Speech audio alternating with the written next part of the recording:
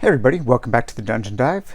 Daniel here, and welcome to the next episode in the Shelf by Shelf series. I've had a couple people ask when I was going to do the next part, and so here it is.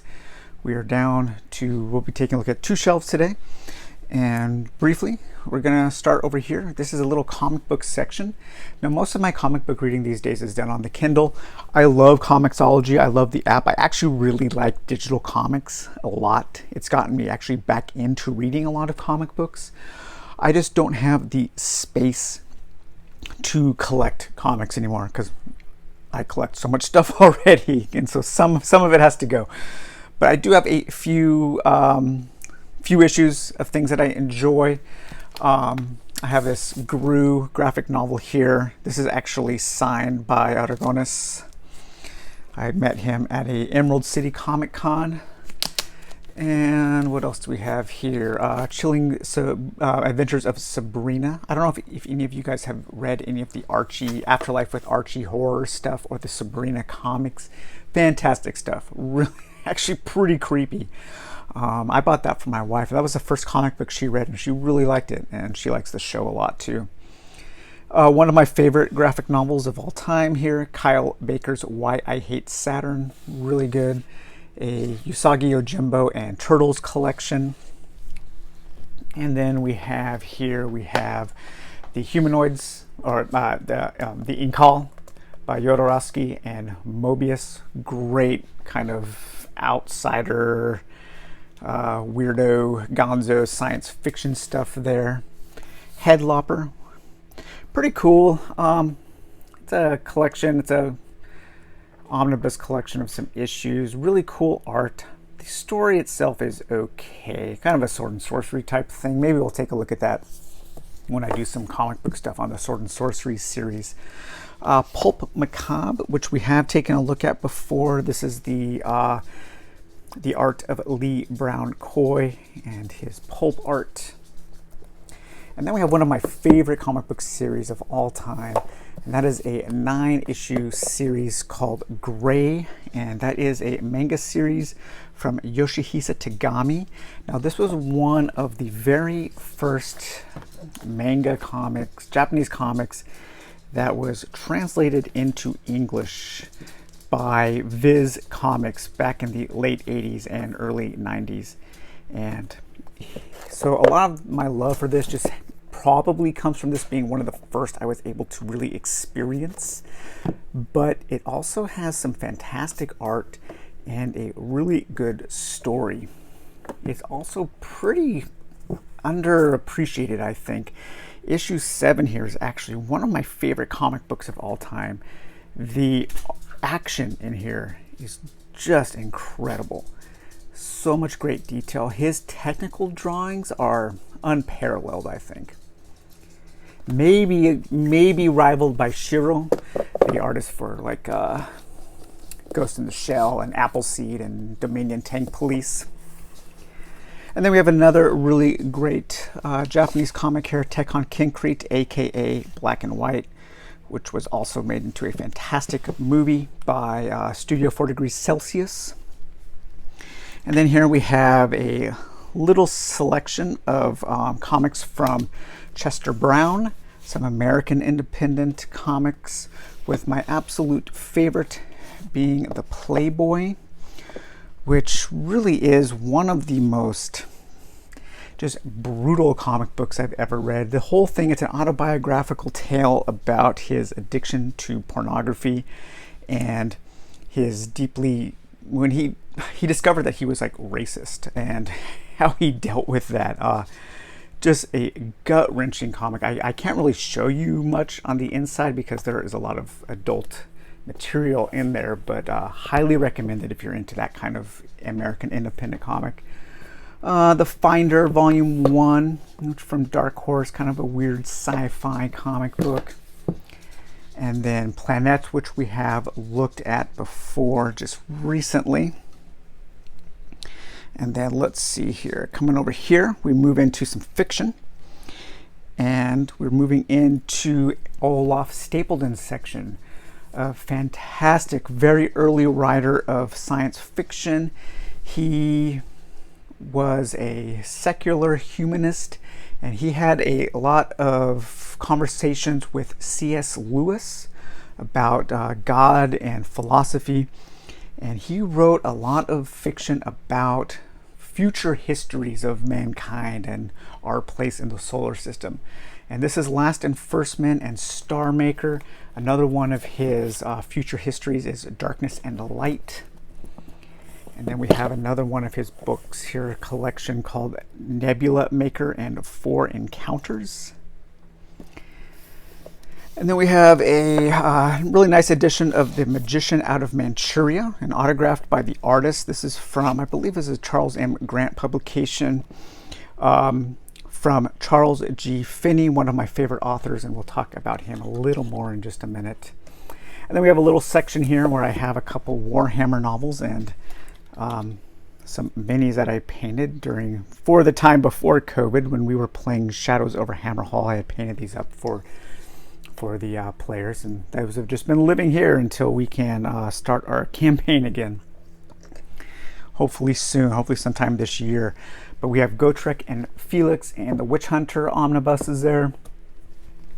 And then the last section for this shelf here, we have the Illuminatus trilogy by Robert Anton Wilson and Robert Shea, the genesis of all modern conspiratorial thinking.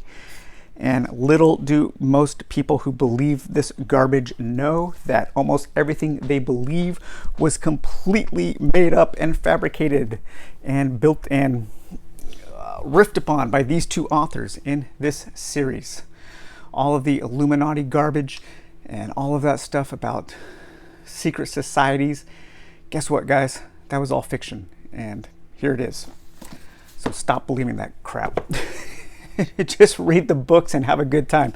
I often talk about the time when conspiratorial thinking was fun, and that was back in the 70s and 80s and early 90s, when we could just have fun with it and it didn't have to be political. We've got some more stapled in here. Odd John, really fantastic cover there. Very good book. In my top 5 most favorite books of all time is another Olaf Stapleton, is Sirius.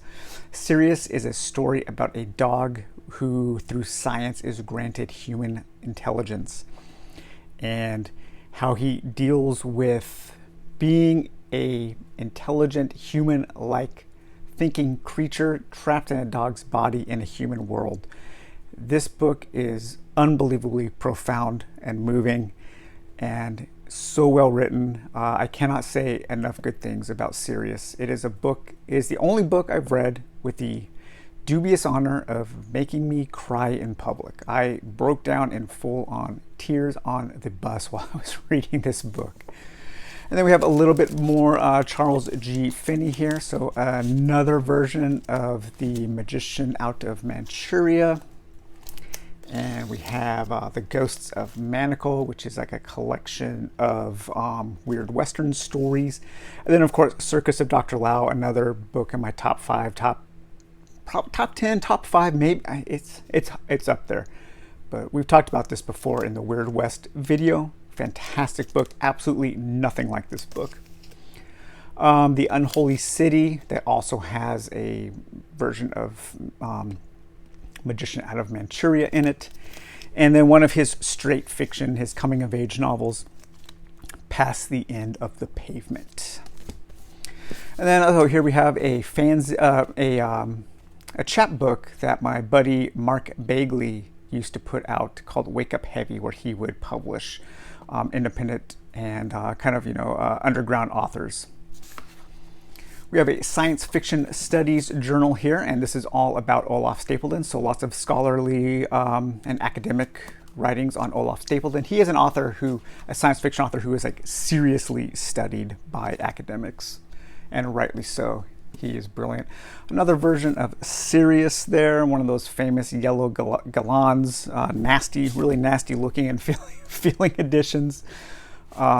The follow-up to the Illuminatus trilogy, Masks of the Illuminati. and then a couple other Robert Anton Wilson books. Robert Anton Wilson was one of my favorite thinkers. I love the guy, miss him dearly. Prometheus Rising and Cosmic Trigger, Volume 1. And then let's see what's coming up here. Junkie, which is a collection of art from a French artist whose name I cannot pronounce. I'm not even going to try to believe he's French. You can see his name here.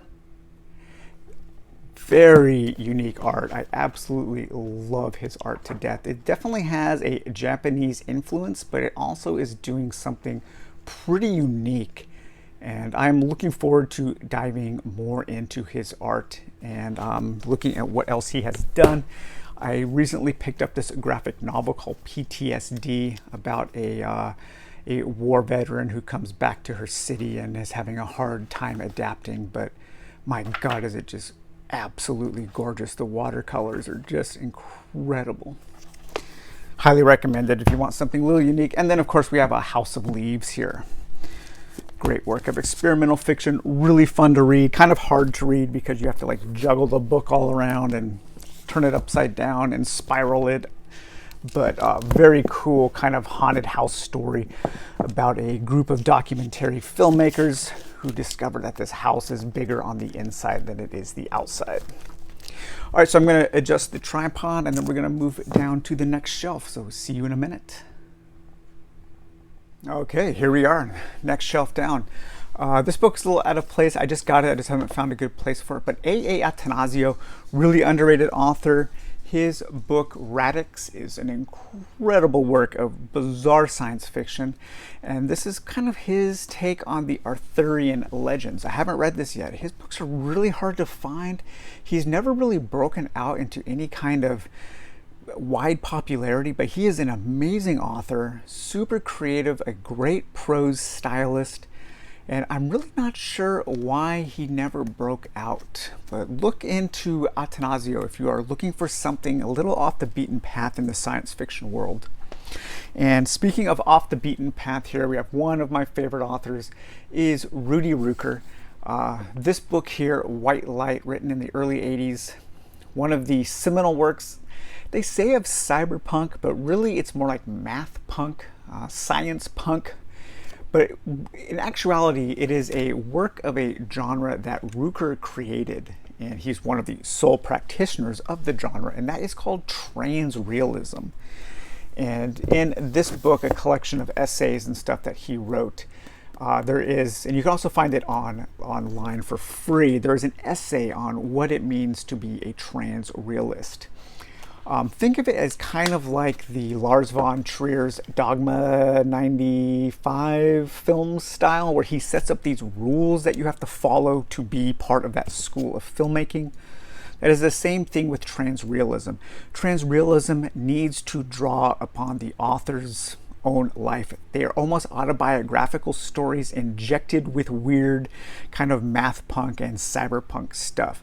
So Rudy Rooker is a computer science professor at San Jose State. He has written textbooks on like the fourth dimension and all kinds of crazy, gnarly computing and all kinds of stuff. He's like the real deal when it comes to like science and gonzo thinking.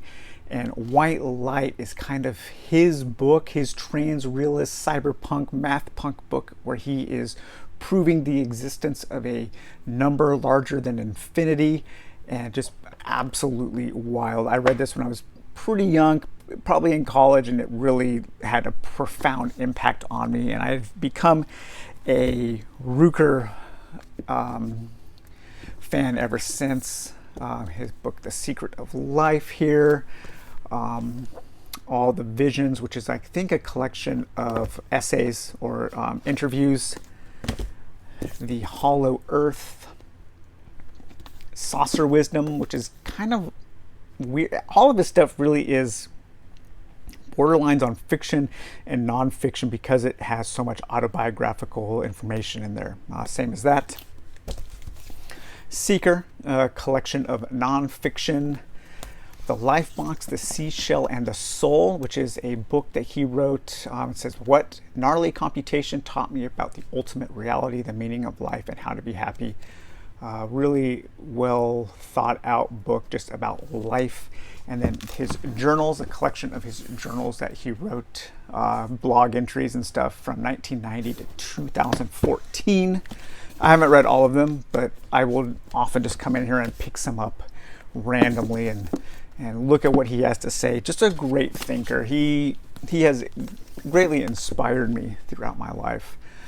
Gnarl, which is a collection of short fiction, same as Mad Professor and The Hacker and the Ants. And then his real contribution to the cyberpunk genre is his Where series. Robots, so we have software and wetware. I guess this book is in competition for one of the worst covers of all time, especially when you compare it to how good the fiction is. But I needed a copy of Wetware, and this was the only way I could find it. Again, an author who is profoundly influential, but is sorely underrated and underread by fans. When you ask people who are fans of cyberpunk if they've read Rudy Ruker, so many of them have not, and they should, because he's better than most cyberpunk authors. We have Software, which is the first book of the Ware trilogy series, Freeware, and then Realware. And then moving on from Rudy Rooker, actually, we have one more. Yeah, Space-Time Donuts is another one of his earlier books. And then moving from Rudy Rooker on to the one, the only Manly Wade Wellman, the man with the greatest name of all time. We have an early science fiction example here called The Solar Invasion. The Beyonders, kind of a pastoral science fiction. One of the Silver John novels here, The Hanging Stone. So for those of you who don't know who Silver John is, you should. So take a look at Silver John. This Planet Stories collection of Who Fears the Devil is fantastic. I believe this is pretty expensive now, even though it's not very old. Silver John, John the Balladeer, he roams the countryside of America, basically around the Appalachian Mountains, and fights against spirits and folklore monsters and vampires and all kinds of stuff. Out of the dark reaches of the Appalachian Mountains comes the balladeer known as Silver John, traversing the nether regions of folklore into a world both eerie and fantastic. With his silver-strung guitar ever at his side, John risks both life and soul as he takes on supernatural beasts, unholy curses, and eldritch locales, wielding awesome, uncanny, occult powers. Think of if H.P. Lovecraft wrote more in a Mark Twain pastoral style about somebody fighting elder gods in the Appalachian region of America. Highly recommended. He also wrote this Sherlock Holmes versus War of the Worlds. And then another one of his kind of occult books here, Manly Wade Wellman, Strangers on the Height. A group of soldiers fight against Satanism. We have The Lost and the Lurking, which is a Silver John novel here. I love these book club editions. The Old Gods Waken, which is another Silver John novel. And we have The Voice of the Mountain, yet another Silver John novel. A lot of this stuff is sadly hard to find. It's really too bad that Manly Wade Wellman is not more well known and widely published. And then we have another Silver John novel, After Dark, and then two novels of another character he created called John Thunstone, What Dreams May Come, not related to the movie, and The School of Darkness. So John Thunstone is kind of imagine a James Bond versus Cthulhu mixed with I don't know who else could it be. I'm trying to think of some like American explorer type character. Really neat book, really neat collection of novels and stories. So that is John Thurston. And then we have a couple Nightshade book collected editions of his short fiction. We have a non-fiction book that he wrote called The Kingdoms of Madison, South Mountain Fastness and Its People. And then we have looked at Worse Things Waiting before, I think. Maybe not, but this is the Tales of Fantasy and Horror by Manly Wade Wellman, illustrated by Lee Brown Coy. This book recently came back into publication. It was long out of print, I believe originally from Arkham House, and incredibly expensive for many, many, many years. And luckily that's back in print now, so people can enjoy Manly Wade Wellman without having to break the bank. So all right guys, well that's it. That is the 2 shelves we're taking a look at today. I hope you enjoyed it, and we will return to the series sometime in the future. Take it easy. Bye-bye.